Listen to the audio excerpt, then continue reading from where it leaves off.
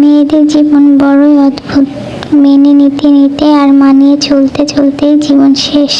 লোকে বলে মেয়েদের কোনো বাড়ি হয় না। সত্যি বলতে মেয়েদের ছাড়া কোনো বাড়ি সম্পূর্ণ হয় না। একটা মেয়ে বিয়ের পরে যখন প্রথম শ্বশুর বাড়ি যায়, তখন শ্বশুর বাড়ির সবাই জানতে চায় মেয়েটি সাথে করে তার বাবার বাড়ি থেকে কি নিয়ে এসেছে। একবারও কেউ জানতে চায় না তাই সেই মেয়েটা তার বাবার বাড়ি কি রেখে এসেছে। মেয়েটা এক সময় তার বাবার বাড়ির রাজকন্যা ছিল। সেই মেয়েটা আজ শ্বশুর বাড়ি চাকরানি হয়ে থাকে।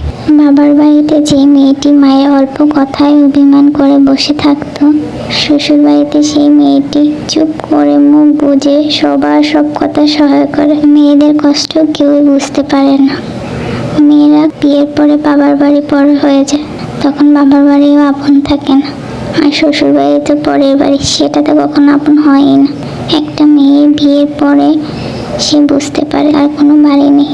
মেয়েটা শৈশব কৈশোর ছোটবেলা যেই বাড়িতে কেটেছে, বিয়ের পরে মেয়েটা সেই বাড়িরই অতিথি হয়ে যায়। মেয়েদের জীবন কি অদ্ভুত, তাই না?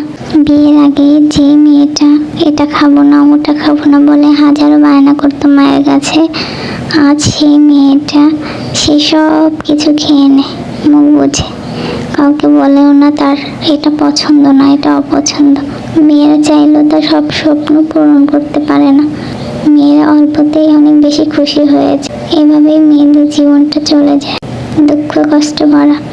কিন্তু বাইরে থেকে কেউ বুঝতে পারে না, কারণ মেয়েরা সবসময় হাসি খুশি ভাবে থাকে, সবাইকে নিয়ে মানিয়ে চলে। কাউকে বুঝতেও দেয় না তার ভিতরের কষ্টটা, আর কেউ বুঝতেও চায় না।